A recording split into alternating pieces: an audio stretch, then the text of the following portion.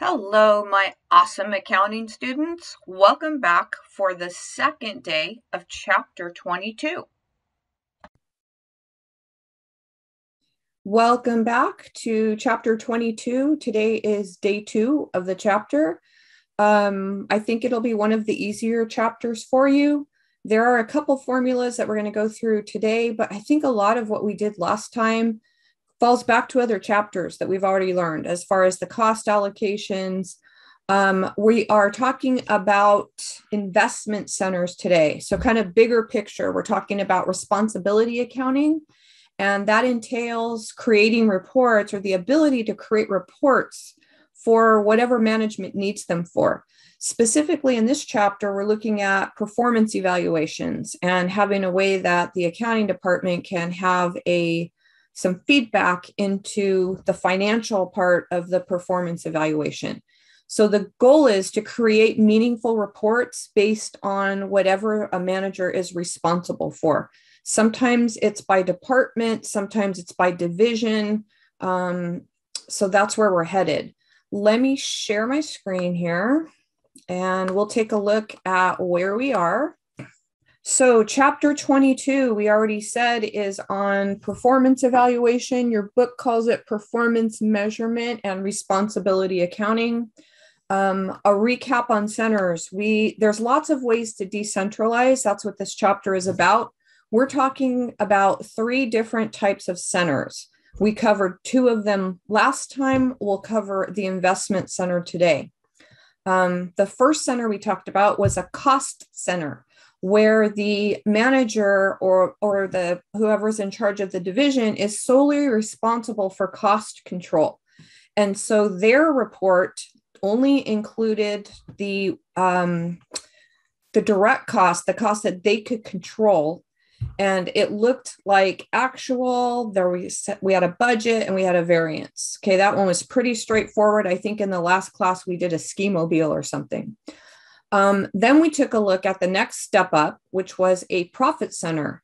And that's where a manager is responsible, if you think about what profit is, for generating revenues and for controlling expenses. So we did a modified income statement. And when I say modified income statement, the key to that was that departmental contribution to overhead. So that was the sales less all the direct cost. And that gave us that subtotal that we worked on last time. That shows whether the manager is at least covering their own costs. And if they had a positive contribution to overhead, that means at least they were pulling their own weight, so to speak. And hopefully there was money left over to help cover those indirect costs, which were allocated to them. Today, we're talking about investment centers, and those are centers or divisions that run almost as if they were a sole company. The book used the example of Disney, which I thought was a really great example. So Disney has theme parks, and Disney has a movie studio that runs their theater type productions. And recently, the book didn't even mention this because it's so new, they have a huge investment into streaming services now. Each of those run as if they are alone and independent, right? So the Disney parks are an investment center. They're part of the larger Disney world, but that division, they decided to structure their divisions over the types of divisions that they have. It's not geographical. It could be, but they decided not to do that. So streaming, for example, would be an investment center. So they're independently run. The manager is also required or expected to bring in not only revenues and expenses. So far, just like the profit manager, they are expected to bring in not only revenues and expenses, but also to acquire and utilize the assets efficiently. So this last part is why we can't just rely on that departmental income statement, because the income statement is a great measure of profitability, but there's nothing about how efficiently they use their assets built into that. And so what we're going to be doing is adding on. We're still going to look at that departmental income statement. But in addition to that, now we're going to take a look at measures that utilize how well these managers use their assets. So here's what we're going to focus on today. Basic ROI, which means return on investment. And again, I try and get you guys into the habit of thinking through a logical explanation for the formula rather than just rote memorizing it. So here's how I remember it. The R, return, always means net income on the top. So whatever kind of return you see in these ratios, that means net income on the top. So return on what? Return on investment. What do we mean by the investment? The invested assets. So we'll do a PowerPoint slide real quick. We'll jump into our homework and we'll practice this. But when you see basic ROI, think about return, net income on the top, investment, invested assets on the bottom. Anytime we use balance sheet items on the bottom, remember that that balance sheet is a snapshot or a picture at one single point in time. So whenever we use asset items on the bottom, anything from the balance sheet, really, we're going to do an average. Okay, so basic ROI, which you'll see us in a second on the slide, basic ROI means net income on the top, average invested assets on the bottom. There's lots of ways to calculate averages. What we'll be doing most likely in our examples is we'll take last year's assets and this year's assets, and we'll divide them by 2. We've done that previously on other chapters. A company could, though, if they had monthly data, they could take all 12 months and divide by 12. There's lots of ways to do the averages. Okay, then we're going to expand it to this item called the DuPont formula. And I meant to look before class started if they even used the word DuPont in it. I think they might just call it an expanded formula, but it actually came about because of some DuPont research. So an expanded ROI, which is going to give you exactly the same answer as the basic ROI, is expanded to give us more insight, because we're concerned about 2 things with investment managers. We want to make sure that they're profitable. Okay, so that's the profit margin side, but the profit margin doesn't involve any assets. And so we expand the formula to include a measure that does measure asset efficiency, and we call it investment turnover. And investment turnover, remember, we tried to, throughout the semester, come up with these logical ways to think through these formulas. The investment turnover, whenever you see the word turnover, whatever you're turning over goes on the bottom. So that's going to be the average invested assets. That goes on the bottom. Why do companies invest assets? Why do we bother investing assets? We're hoping to generate sales. So that's what goes on the top. So you'll see me write these out, and you'll also see it in the handout. But we're thinking about along the lines of logical ways to make sense out of these formulas. So again, the result, this ROI result, is the same no matter whether you do the shortcut basic ROI or whether you do the DuPont formula. The difference is the DuPont formula is going to give us more information on which to evaluate the manager. So it is preferred. We'll do lots of examples in practice today. And the last thing I want to mention is the topic of residual income. The way that I remember what that is, residual to me means residue, kind of like when you're dusting and you have residue sitting on the table. Residual income literally means leftover income, residue, leftover income. And it's a value added measure only. And I don't think they stress that enough in the book. Residual income is not used all on its own to evaluate how a manager does. It's used in conjunction with other measures. It's a value added measure. So that might mean that if you're looking to, for example, promote a manager to run a new division, if they have really close ROIs, sometimes they're within 1/10 or 0.2%, and you're looking for something to help break the tie, residual income would be that value added measure that you may use to decide which manager you're going to promote. So that's where we're headed. We'll take a look at a few PowerPoints. We might bring up the handout as well, and then we'll jump in, get our hands dirty. And again, I think this will be one of the easier chapters for you. So any questions on what's ahead? Okay, I thought the PowerPoint was pretty straightforward. I'm not looking at the whole thing.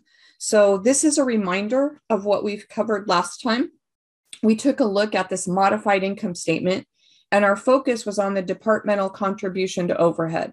Okay, that's not changing with the investment manager either. It's just that in addition to that, we're going to take a look at how well they utilize their assets.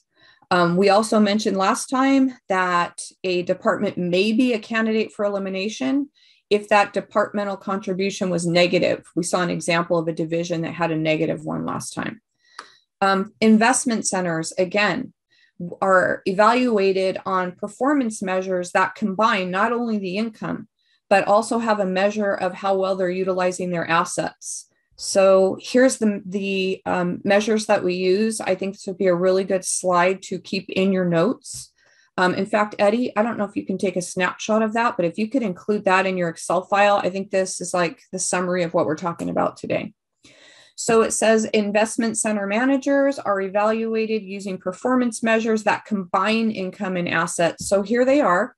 Basic ROI is that first one, return on investment, basic ROI.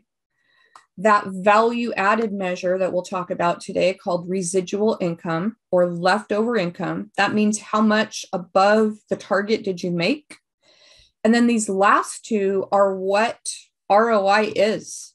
The ROI, the DuPont formula, is the profit margin multiplied by the investment turnover. And we'll go through both of those in another slide. Okay, so here is what I call basic ROI. I'm going to write basic because it's about as simple as it can get. So again, I try and look at these formulas. I'm not really good at memorizing things, so I try and make sense. Return means net income on the top. For an investment center, that would be investment center income. And on investment, whatever you're turning over goes on the bottom, the investment center average invested assets. So return, top net income, on investment, average invested assets. And so here you see it calculated for two fictitious divisions. They give you their net income, that would come off the income statement, and they give you the average assets. Sometimes they'll give them to you like you see here. Other times they'll give you the beginning and ending snapshots and you'll have to take the average. In this case, the first division wound up having an ROI of 21%. The second division, when you pop that into your calculator, came up with 23%. And so some of the things you can infer about those percentages is if you look at this little brown box, it says LCD earned more dollars of income. Okay, we see that they earned more in terms of pure dollars.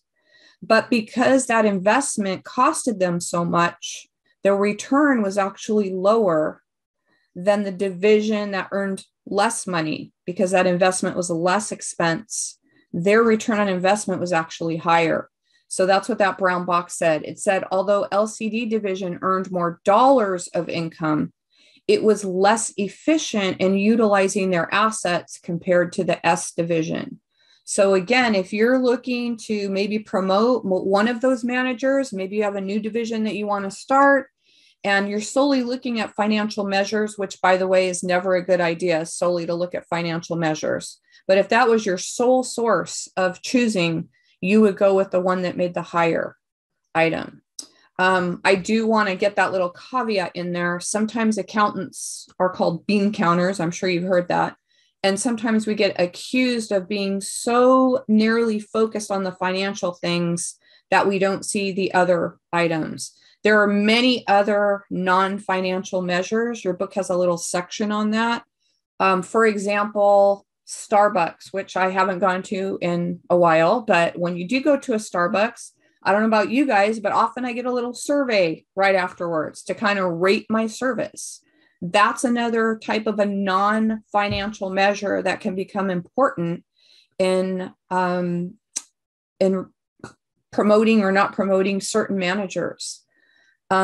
Legal issues, right? If you have one manager that has all these legal issues or has people below him or her complaining about or constantly in the HR office, that's a non-financial measure. We should be taking a look at that.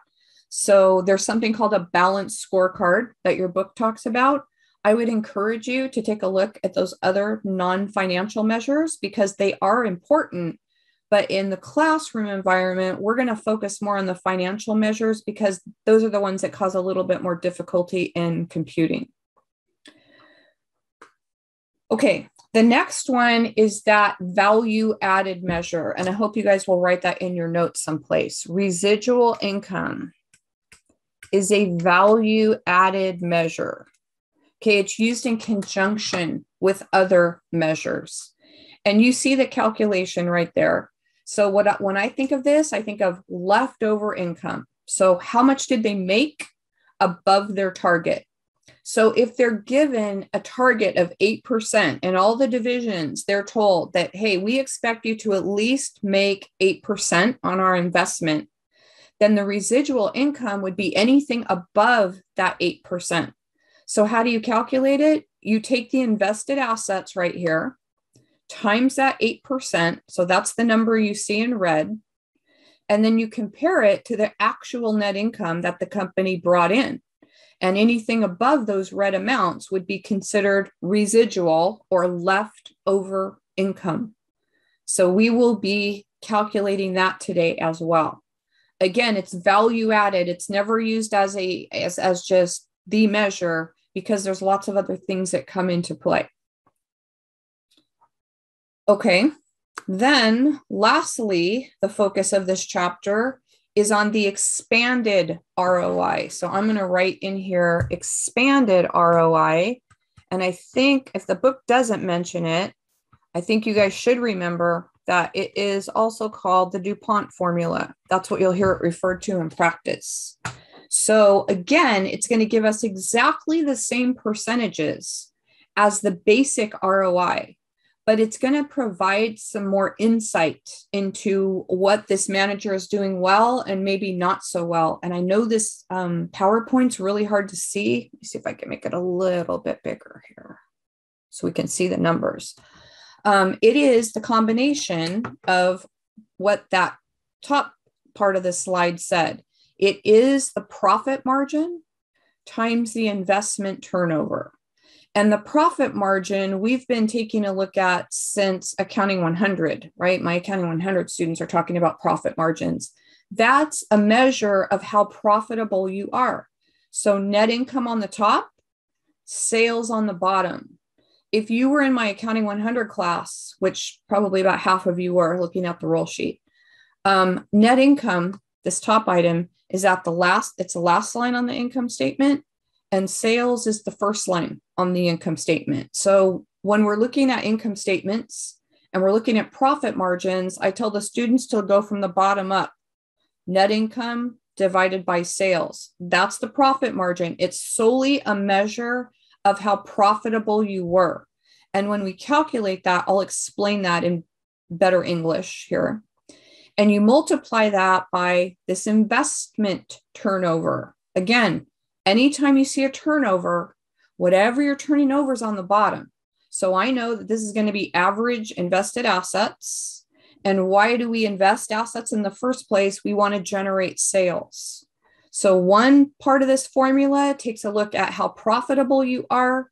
The other part of this formula takes a look at how well do you utilize the assets which you've been entrusted with.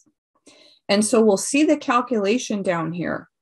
Again, the return on investment is going to be the same no matter whether you use the basic ROI or the expanded ROI. But what I can see when it's split out like this is that media networks is much more profitable. So let's go over exactly what that number means, and then we'll calculate it. And we'll write this down when we do an example. We'll write it all down for our notes. But what this number means is media networks generated about $30 in profit for every $100 in sales. That's just a generic round figure. Whereas the parks and resorts generated $20 for every $100 worth of sales. So in terms of pure profitability, if that's all you were looking at, the media networks would be the stronger out of the two. Okay. However, the problem with just using the profit margin by itself is there's no measure of how well they utilize the assets. That's where the second part of the DuPont formula comes into play. So media networks only has an investment turnover of 72 cents. By the way, both of these are very low as far as the investment turnover. The parks and resorts has a turnover of I think that says 6.4. Let me tell you what that means, because I don't think the book does a very good job. It does a great job of explaining how to calculate it, but I didn't think that it was a stellar job of explaining what that means.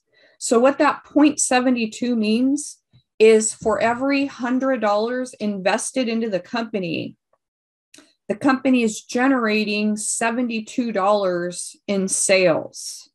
Most companies like to see that number above 1.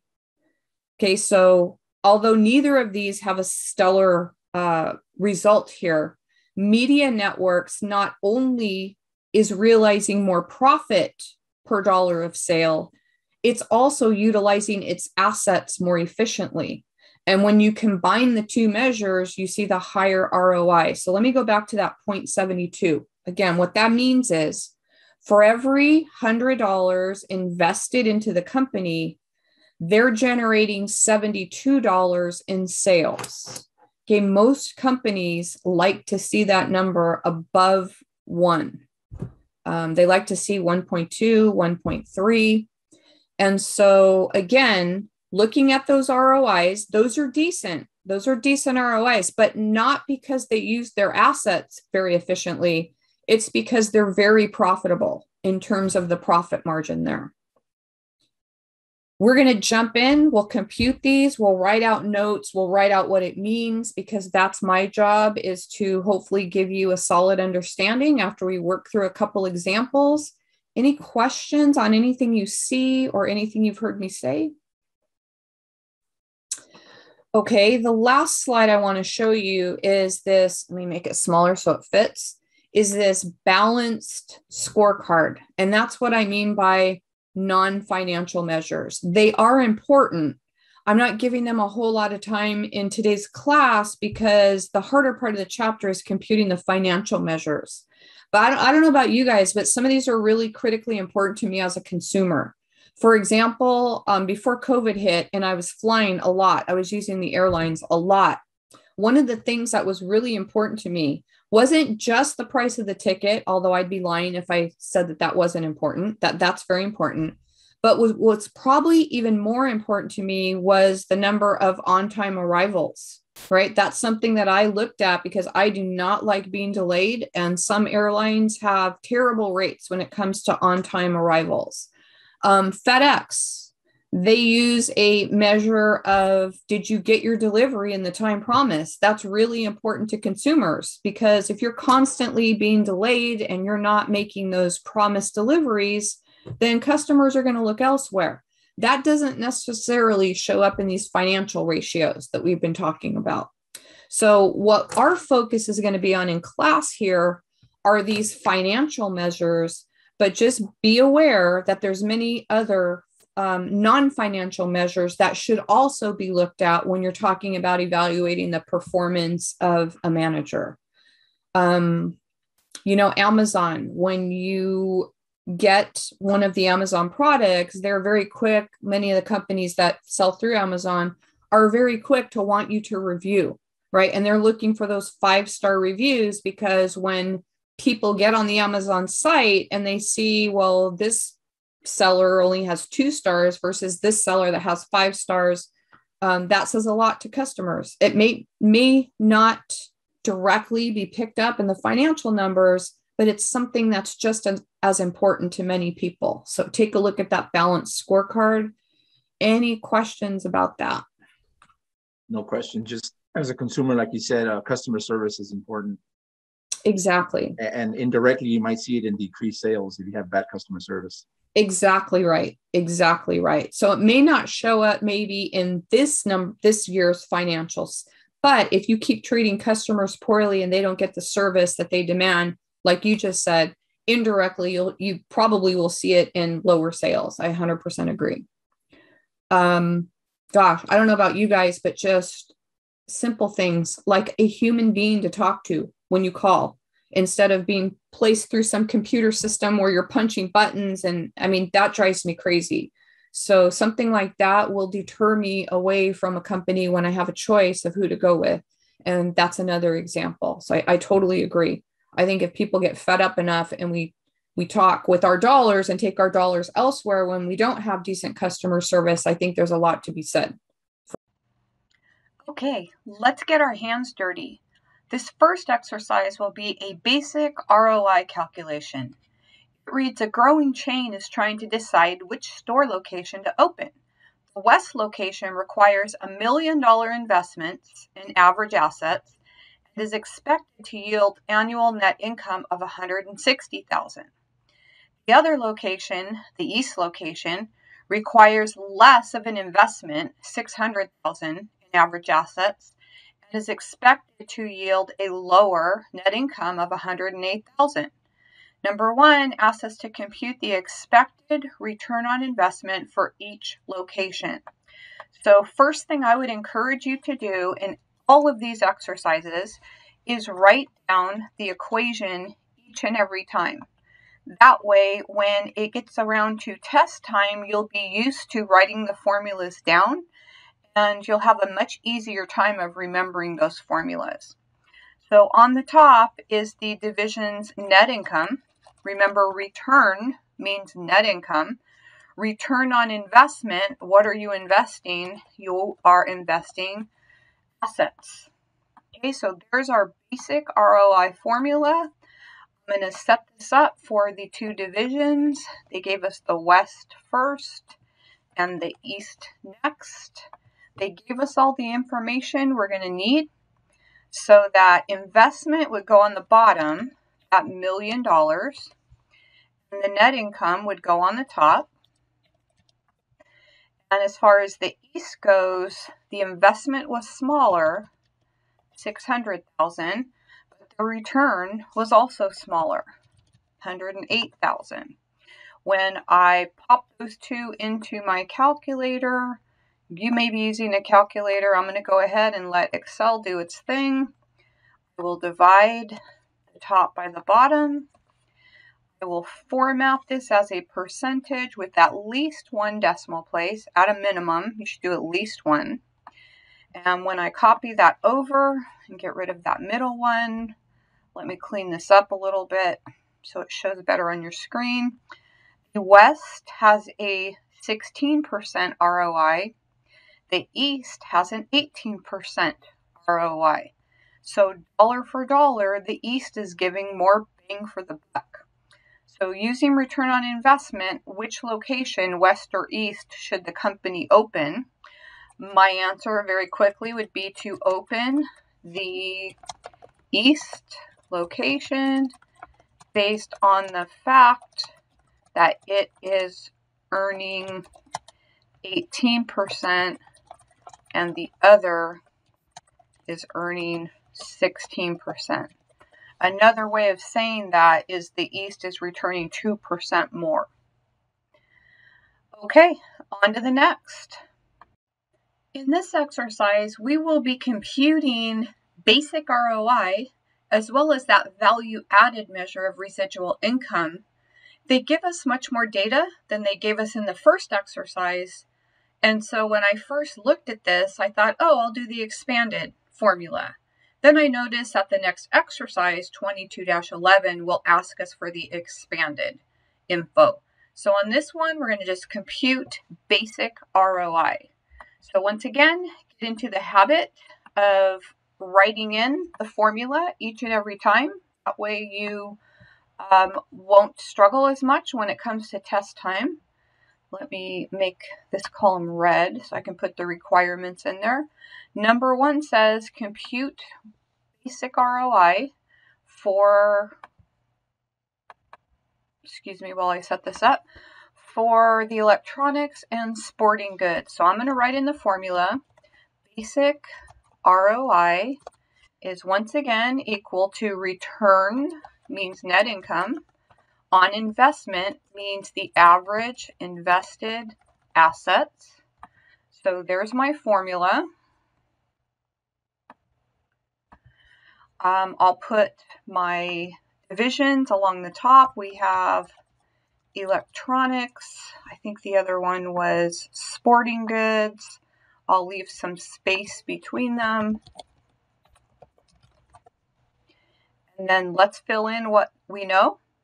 The income is given in this column, so I will go fill that in first. If I can get my cursor back here. 2,880,000 for electronics and 2,040,000 for the sporting goods. And on the bottom is the average invested assets, which they gave us 16 million on the electronics, and the sporting goods a little bit less, 12 million. Let me put my dividing line between the two to show that I am dividing. And I'll let Excel run those numbers, taking the net income and dividing by the average assets. I'm going to format these as percentages with at least one decimal point. And when I copy that formula over, we have results of 18% and 17%. So just looking at that information, and that's all we have right now, they're close, but the electronics is earning 1% more than the sporting good division. The second one brings in the concept of residual income. Remember what we talked about in the lecture. Residual or residue means left over. So the corporation or the division is expected to generate 12%. And what we want to know is what was the residual income. Okay, there's several ways to calculate this. Here's what residual income means. It means left over. So we're going to take a look at their actual net income. And we're going to compare it to what the book calls the target net income. And that target net income would be at 12%. Okay, so having wrote that in there, let's take a look. Our actual net income was what we used on the top of our calculation. So let me go grab that for both companies, both divisions. And their target net income would be computed as the average invested assets times 12%.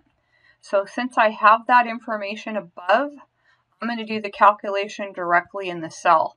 16 million at 12% would have given me that net income, and 12 million at 12% would have given me this net income.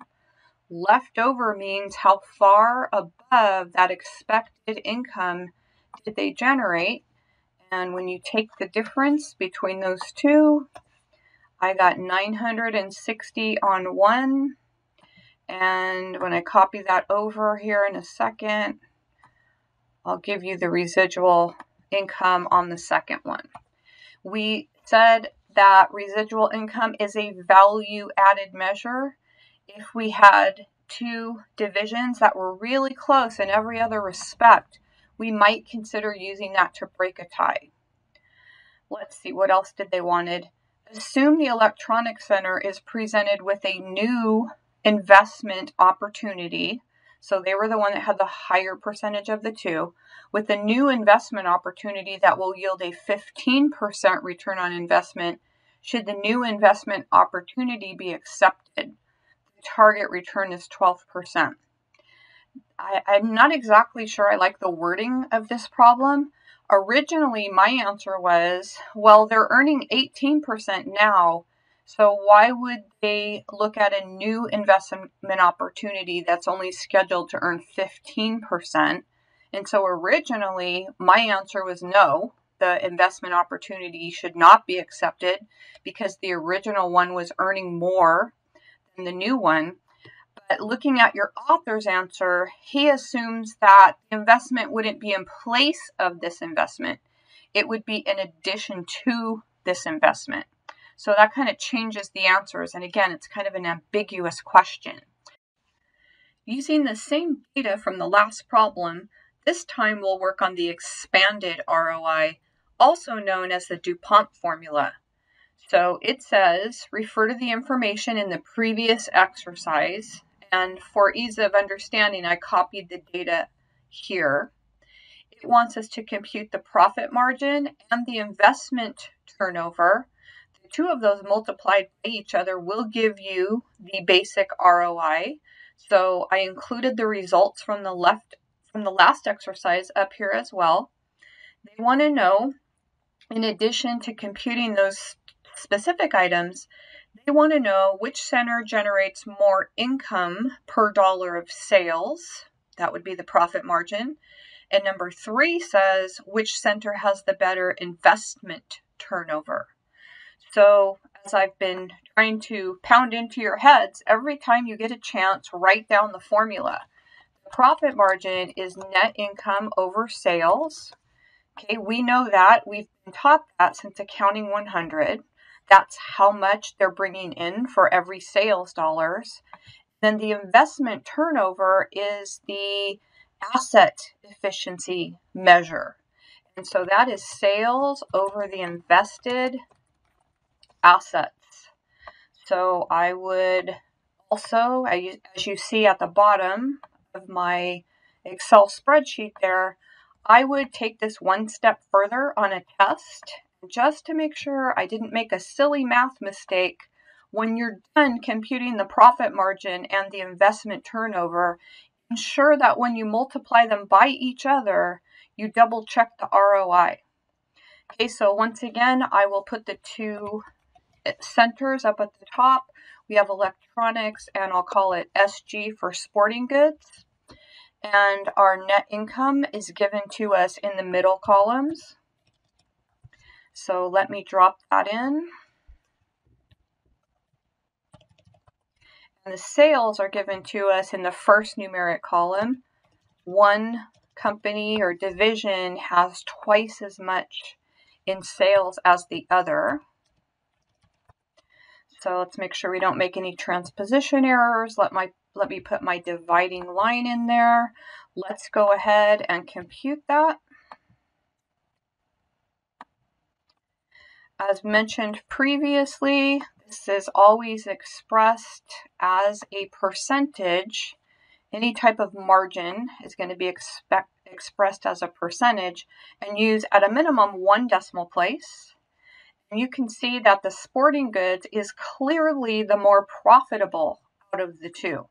That doesn't necessarily mean they're going to have a higher return on investment, but they are clearly more profitable than electronics. So the investment turnover, now we flip. Sales goes on the top. So let me grab that number that we just used above. And the average invested assets are going to go on the bottom. That's given here in the last column the author gives us.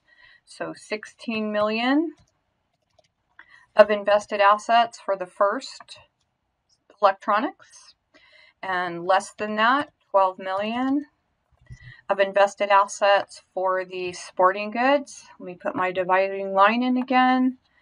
I will compute this. Investment turnover is usually not expressed as a percentage, although it can be. Let me get a result down here, and I will explain to you what that means once I get my result. Copy that over. So the electronics division is using their assets much more efficiently than the sporting goods is. And what that means is for every dollar of invested assets, the electronics division is generating $2.50 in sales. Whereas the sporting goods division, for every dollar in invested assets, it's generating $1.67 in sales. So the electronics division is not as profitable, but it is making a more efficient use of their assets. And here I mentioned you should probably go the extra length to double check these ROI calculations that we came up with in the previous exercise, that would be one more check on your mathematics. And so if I multiply the profit margin by the investment turnover, we want to make sure that we come up with the same answer that we got in the previous exercise. Let me turn this into a percentage once I copy it over, so that we can verify that we indeed got the same answer as the basic ROI calculation. That would make you feel comfortable that you haven't made any mathematical errors. And I think we answered all of the questions that they asked. We computed the profit margin here. I'll put that in a different color so we can see it in orange. We calculated the investment turnover, which is a measure of how efficiently a company is using its assets. And when we take those two together, what we did right here is we took the profit margin times the investment turnover. We verified that our ROI from the expanded DuPont formula matched the results we got in the previous exercise where we were using the basic ROI. Okay, on to the next one. This exercise will be a great review and a way to assess yourself to see whether you have mastered the topics of basic ROI, as well as the expanded ROI, which includes the profit margin and the investment turnover. In addition, at the bottom of the screen, you'll also see the value added measure of residual income. We've worked on all of these in previous exercises, so pause the video and let's see if we can come up with the same result. Okay, the answer to basic ROI is shown here. The beverage had an ROI of 12%, and the cheese division only had an ROI of 8%. By computing the components of the DuPont formula, we're provided with more information as to how those results were derived. In number 2, we see the profit margin computed as the net income divided by sales. In this case, the beverage division is more profitable than the cheese division by an amount of 4 percentage points higher. And then we also took a look at the investment turnover, which is a measure of asset utilization. How efficiently are we using our assets? And the beverage department wins again. So in this case, double check your math. I would take number 2 times number 3 and verify that you come up with the same basic ROI answer that you obtained in number 1. Finally, the residual income, or that value added measure, is shown here. And once again, the beverage department not only was more profitable and not only used their assets more efficiently, they also had a higher residual income as well. If you were able to come up with the correct answers, you are exactly where I want you to be. Congratulations on that. If you missed something, go back and understand why you missed it, learn from your mistakes, and then let's move on to the last few. Time to do a what-if analysis, also sometimes referred to as a sensitivity analysis.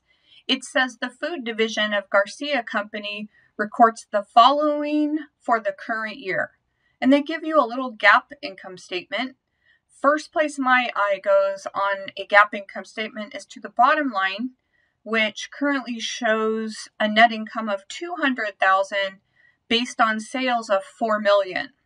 In my head, that's about a 5% profit margin if I take $200,000 and I divide by $4 million. Let's keep reading. It says the food division wants to make at least a 10% profit margin, so they're looking to double their current profit margin. 2 alternative strategies are proposed.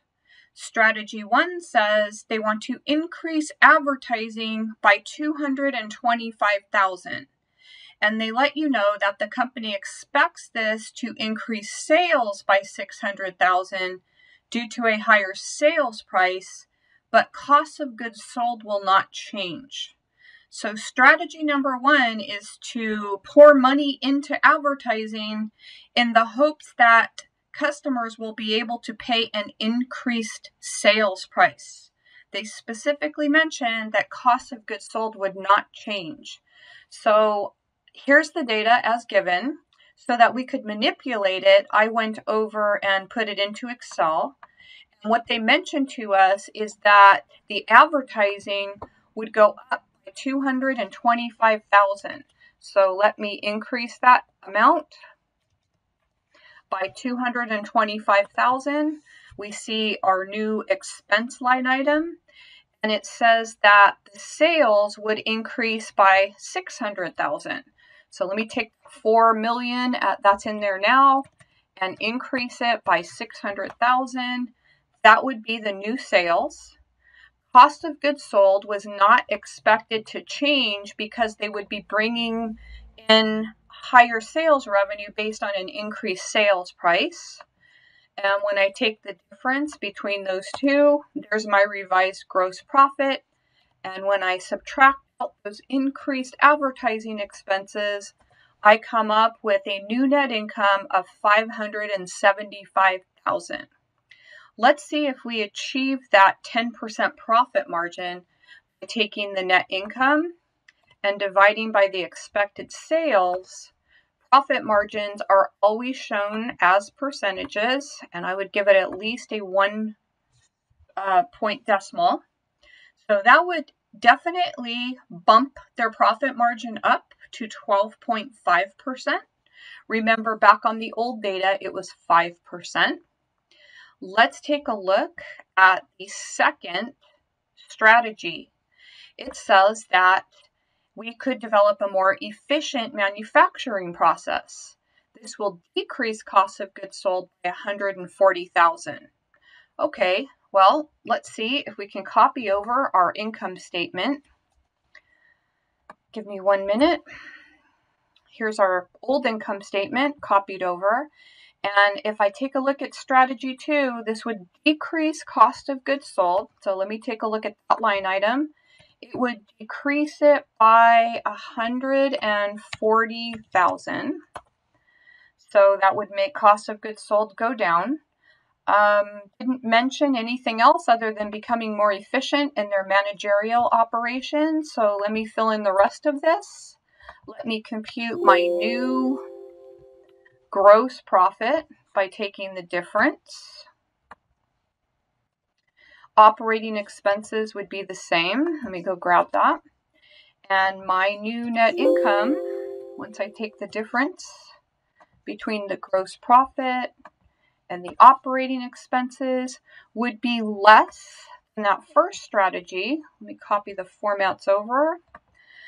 To quantify how much less, let's go ahead and calculate that profit margin by taking the net income divided by sales. Let me show that as a percentage and add a decimal place. And we can see that that second strategy resulted in a profit margin of only 8.5%. So letter B says, which strategy should Garcia choose based on the expected profit margin?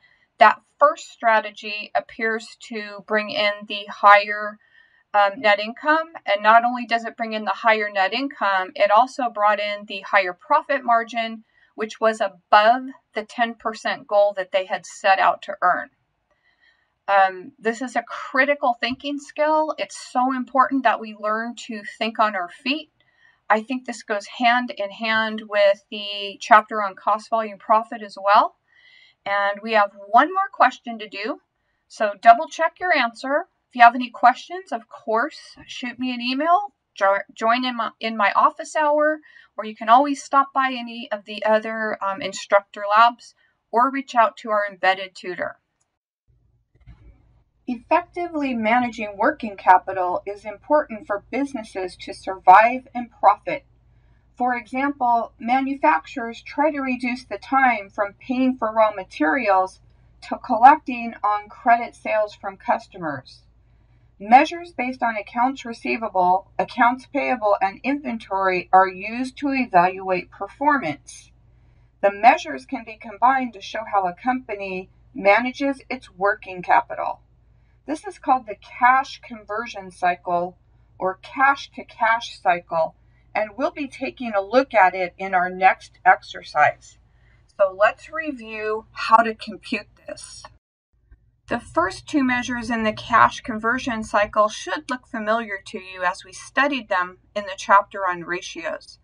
The first ratio, days sales and accounts receivable, tells us approximately how long it takes to collect the cash. The second measure, days sales and inventory, tells us approximately how long it takes to sell the goods. The last one is probably new, and it's a measure of how long it takes us to pay off our accounts payable. The cash conversion cycle takes the first two ratios and adds them together because they deal with cash inflow, and the last measure is subtracted out because it deals with cash outflow. It is of interest to creditors as well as investors because it gives us a good idea of how the company is using its working capital and whether it has the proper liquidity composition to remain effectively and efficiently in business. Let's take a look. Let's give this cash conversion cycle a try. As always, write down the formula. The formula is equal to the days sales in accounts receivable, which measures how long it takes us to collect our receivables, plus the days sales in inventory, which measures how long it takes us to sell something, less the days payable outstanding, which measures how long it takes us to pay off our creditors on average. Here's the formulas. 2 out of 3 of them you should be familiar with from the ratios chapter. The last one may be new to you. So accounts receivable divided by net sales times 365 is how we calculate day sales. The inventory divided by cost of goods sold times 365 is how we measure the days sales and inventory. And accounts payable divided by cost of goods sold times 365 is how we measure the days payable outstanding. Given the data that the author gave to us, we put those in the formulas, and I'm going to calculate the results by using Excel to take that first cell as the numerator, divide by the denominator, and then multiply by the 365 below it. Here we get approximately 31 days is the amount of days that it takes us to collect on our accounts receivable. Let me go ahead and do the same thing here.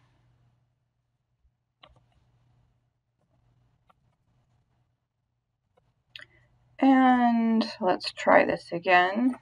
Let me escape out. We're going to take the inventory divided by the cost of goods sold. I need to multiply that by 365. That is approximately the number of days it takes us to sell our goods. And then finally, the new part, I'll be dividing the accounts payable by the cost of goods sold, multiplying that by 365, and it takes us about 12 days to pay off our outstanding payables. When we add the first two and subtract the last one, we'll have the answer as to our cash conversion cycle. So I'm adding the first two, I'm taking out that new one, and when I do that, let me add a decimal place to it, I get an answer of 37 days. That is the average cash conversion cycle for this company. Just for your information, a benchmark of 45 days or less is average. The most efficient companies report 30 days or less, and the least efficient companies report 80 days. So that's a measure of how long it takes us to convert our cash back to cash, called the cash conversion cycle. That wraps up chapter 22. Nice job. Go practice and let me know if you need any assistance. This is Professor Johnson signing out.